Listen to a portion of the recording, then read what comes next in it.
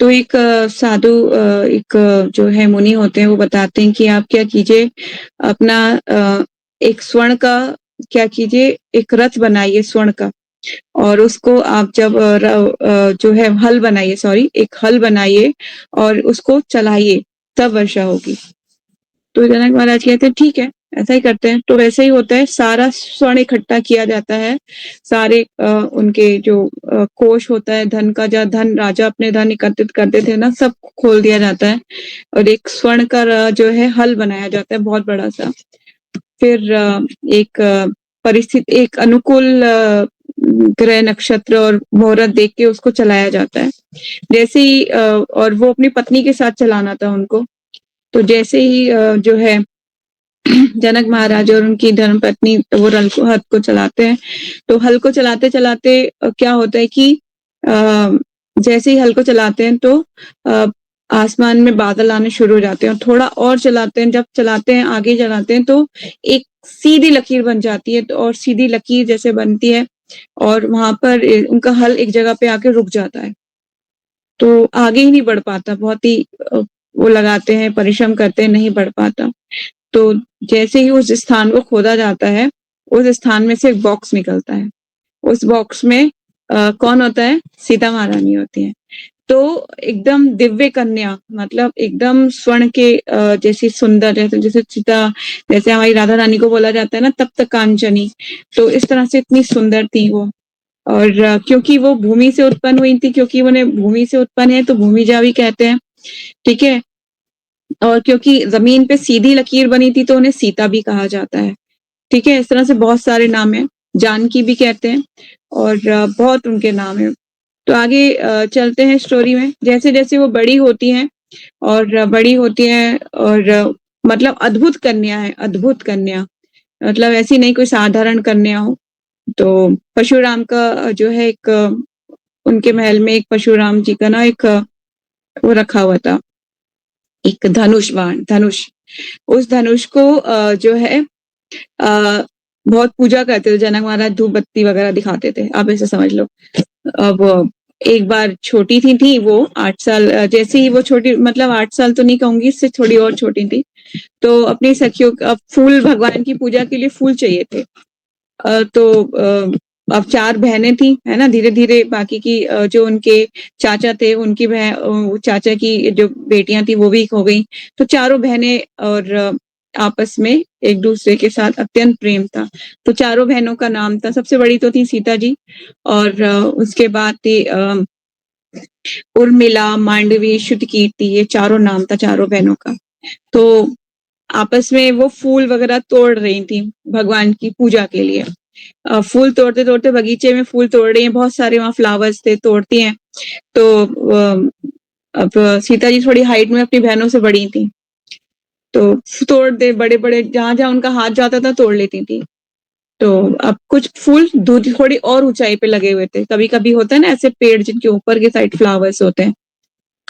तो बहुत ही अब उनकी सिस्टर्स बोलती हैं कि क्या नाम है दीदी दीदी ये ऊपर के फ्लावर्स भी चाहिए। तो वो कहती है मेरा हाथ नहीं जा रहा है मैं कैसे तोड़ूं उसको। वो बोलती है दीदी वो पिताजी जो धूप बत्ती दिखाते हैं ना रोज वो वाला डंडा ले आओ उसको घुमाएंगे। पापा पापा रोज धूप बत्ती दिखाते हैं जिसको। तो जाती हैं तो और लेके आ जाती हैं और उससे सारे वो तोड़ देती है मतलब जिसको 1000 क्षत्रिय मतलब मिलके भी उसको नहीं उठा पाते थे उनको भी अपना बाम लगाना पड़ता था मतलब इतना भारी था जो। और उसको वो मतलब मिनट में लेती हैं और सारे फूल तोड़ के और वापस रख आती हैं। तो ये सब देख रहे होते हैं गार्डनर जो होते हैं ना जो रखवाली कर रहे होते हैं सब सिपाही वगैरह होते हैं जो पूरे गार्डन की रखवाली माली वगैरह ये सब लोग देख रहे थे कि देखते हैं कि सीता महारानी जा रही हैं और पहले तो उठा के ले आई जो परशुराम जी का जो वो है धनुष और उससे सारे फूल पत्ते तोड़ लिए और वापिस रख आई। ये क्या हो गया। तो मतलब इस तरह से बहुत आश्चर्यजनक हो जाते हैं। तो कहते हैं आज लगता है मैंने ढंग से देखा कि नहीं देखा सब अपनी आंखें मल रहे होते हैं। तो फिर बड़े ही कहते हैं ये तो बताना पड़ेगा ये तो बहुत ही अद्भुत बात हुई है आज। तो जाते हैं जनक महाराज के पास और जाते हैं और कहते हैं महाराज महाराज की जय हो जय हो। क्या हुआ बताओ। आज ना सीता महारानी ने परशुराम जी का जो धनुष है उसको उठा के मतलब शिव धनुष जिसे कहते हैं परशुराम जी ने दिया था, उसको उठा के और वो सारे फूल तोड़ रही थी बगीचे में, वो फूल पत्तियाँ तोड़ रही थी सारी। तो वो जनक महाराज जी हिल जाते हैं कि जिनको 1000 क्षत्रिय मिलके उठाते हैं जिस धनुष को, उसको ये कैसे हो सकता है? लगता है तुम ओवर टाइम कर रहे हो इसीलिए ना तुम्हारा दिमाग थोड़ा-सा हिल चुका है, जाके थोड़ा रेस्ट करके आ जाओ। बोले नहीं, नहीं हम सच कह रहे हैं। मतलब जब आके मंत्री ने बताया कि हाँ, ये सच कह रहे हैं, तो फिर जनक महाराज जी को फिर भी विश्वास नहीं आया, फिर भी विश्वास नहीं आया। फिर एक बार उन्होंने अपनी नेत्रों से ही देख लिया कि सीता महारानी उस जो है क्या नाम है, वो धनुष को है रखने आ रही हैं वापस उस धनुष को। और वो देखते हैं कि वो कह रहे अब देखते हैं, कह रहे सीता ये क्या किया तुमने? ये धनुष तुमने उठा लिया? हाँ पिताजी, फूल पत्ती तोड़ ली, वापस रख दिया। और बाप रे बाप! तो वो कहते हैं ये तो कोई अद्भुत ही कन्या है, इसके लिए तो लड़का भी तो चाहिए होगा, मतलब कोई साधारण नहीं चाहिए होगा। तो बहुत ही सोच विचार के बाद उन्होंने ये शर्त रखते हैं कि जो क्षत्रिय इस शिव धनुष पे प्रत्यंचा चढ़ा देगा, उसी किसी कन्या के साथ उसी के साथ मैं अपनी कन्या का विवाह करूँगा। तो मतलब ऐसी शर्त रख दी जाती है और पूरा उनका स्वयंवर होता है, ठीक है? तो इस तरह से स्टोरी लाइन सीता महारानी मतलब इतनी अद्भुत थी और उनका जो उनके बारे में आगे उनका विवाह होता है और सारी स्टोरीज़ बहुत बड़ी है रामायण में, हम बहुत नहीं डीप में नहीं जाएँगे। पर मैं ये बताना चाहती हूँ कि वो एक आदर्श स्थापित किया, जैसे भगवान राम ने मर्यादा पुरुषोत्तम कहते हैं, तो उनको एक आदर्श स्थापित किया उन्होंने कि एक पुत्री का क्या धर्म होता है, एक पत्नी कैसी होनी चाहिए, एक पुत्र वधू कैसी होनी चाहिए और एक भाभी कैसी होनी चाहिए, एक मतलब सारे रिलेशन जिस रिलेशन में वो थी सबको उन्होंने आदर्श स्थापित किया और एक पवित्रता क्या होती है स्त्री की, सब कुछ।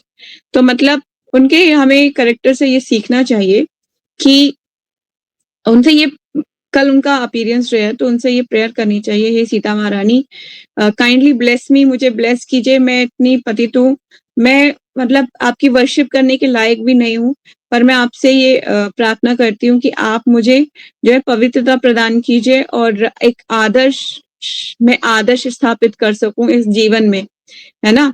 मुझे ऐसा सामर्थ्य प्रदान कीजिए। तो हमें हृदय से, दिल से उनसे ये प्रार्थना करनी चाहिए ताकि हम वो चीज़ें, वो गुण का जो है उनसे मतलब हमारे अंदर आ सके। तो एकदम से तो नहीं आते, पर कहते हैं कि जिस दिन जिसका बर्थडे होता है ना, अगर उससे कुछ माँगो तो कृपा बहुत बरस रही होती है उस टाइम पे, तो वो मिल जाती है।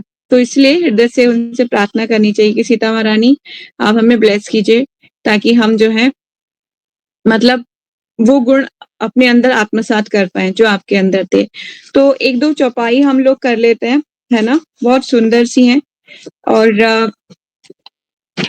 मैं आपको बताती हूँ जब उनका सीता महारानी का जब राम जी के साथ वनगमन होता है, तो उस टाइम पे वो बहुत ही कोमल होते हैं, बहुत ही कोमल, इतनी कोमल थी वो कि बोला जाता था कि जो कौशल्या माता हैं वो उनको सहन नहीं हो पा रहा था कि सीता भी जाएगी वन में। इतनी कोमल है वो, कैसे जाएगी? वन के कांटे और जंगली जानवर, खूंखार और रात्रि में कैसे सोने के लिए मिलेगा, उसको कैसे होगा? क्योंकि राम जी तो जो है पहले से ही इसकी शिक्षा ले चुके थे कि कैसे हमें, क्योंकि वो गुरुकुल पढ़ चुके थे, गुरुकुल में सारी शिक्षाएँ दी जाती हैं। पर सीता महारानी तो अत्यंत कोमल थी, है ना? तो बहुत दुःख हो रहा था उन्हें। तो जब भी हम वो आप लोगों को कभी हो तो रामायण ज़रूर पढ़िएगा। वहाँ पर मुझे याद है कि रोना आ जाता है, मतलब कि महलों में पड़ी हुई कोमल फूलों से भी ज़्यादा, लिखा हुआ है रामायण में कि फूलों से भी ज़्यादा कोमल थी वो, है ना?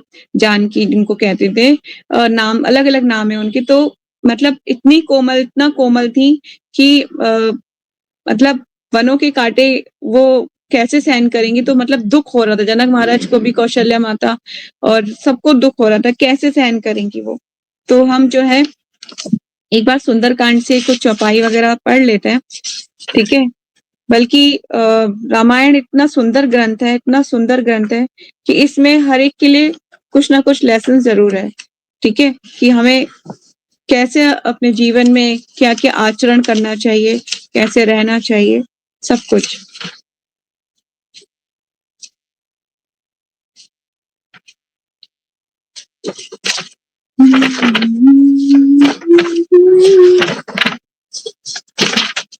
मैं चौपाई में देखती हूँ अगर मुझे मिल गई, क्योंकि मेरा कोई पहले से प्लानिंग नहीं था, सडनली मेरे दिमाग में आया कि मैं आपको बताऊं, इसीलिए। That's it.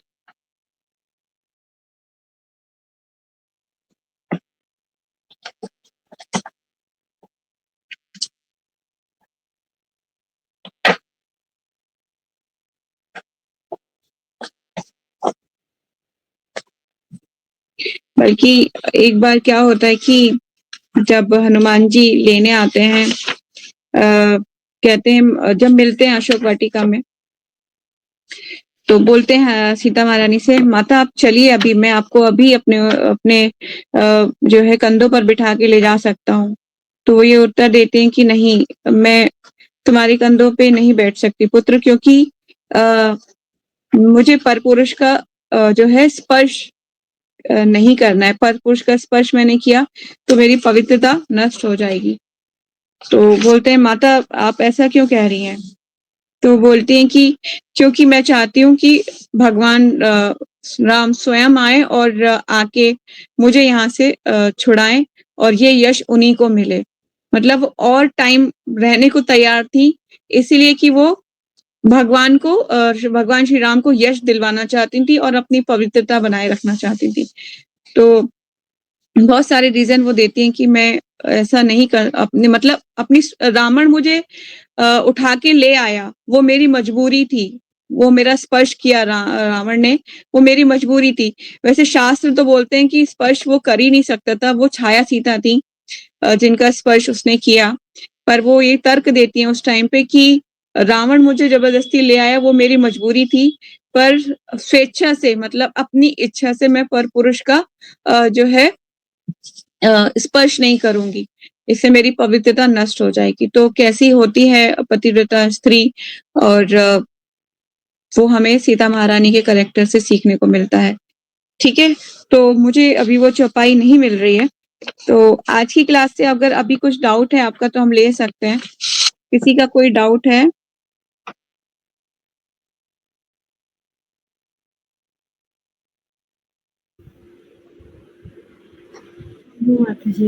किसी का नहीं है? तो मेरे पास एक चौपाई मुझे मिली है, मैं आपको बताती हूँ। मैंने हाईलाइट, एक्चुअली जो भी मैं इंपॉर्टेंट पढ़ती थी ना तो मैं उसको हाईलाइट कर देती थी, तो ये मैंने पढ़ा हुआ है। राम राम राम राम राम नाम बिनु गिरा न सोहा, देखो विचारी त्यागी मदमोहा, बसनहीन नाही सोहा सुरारी, सब भूषण भूषित बर नारी। इसका मतलब ये होता है, राम नाम के बिना वाणी शोभा नहीं पाती। मतलब जब तक हम भगवान का नाम नहीं लेंगे, राम का नाम नहीं लेंगे, तब तक वाणी शोभा नहीं पाती। मंद मोह को छोड़ विचार कर देखो, मतलब अपने जो मंद और मोह है उसे छोड़कर विचार करके देखो। हे देवताओं के शत्रु, जब गहनों से सजी हुई स्त्री जब सब गहनों से सजी हुई स्त्री सुंदर स्त्री भी कपड़ों के बिना नंगी शोभा नहीं पाती। तो बोल रहे हैं कि जैसे ही स्त्री होती है, वो अगर उसने वस्त्र नहीं धारण करे और खूब सारे गहने धारण की तो वो शोभा नहीं पाएगी। उसी तरह से जब तक हमारी वाणी राम का नाम उच्चारण नहीं करेगी, तब तक वो शोभा नहीं पाएगी। तो राम नाम की महिमा के ऊपर ये एक चौपाई है। ठीक है, तो किसी का कोई डाउट नहीं है? क्वेश्चन नहीं पूछना सीता महारानी के बारे में? तो राम और सीता महारानी की जय, या पर रामचंद्र भगवान की जय। तो अभी हम यही थोड़ा ब्रेक करते हैं और 8:10 पे दोबारा ज्वाइन करेंगे। ठीक है, thank you so much. Hare Krishna.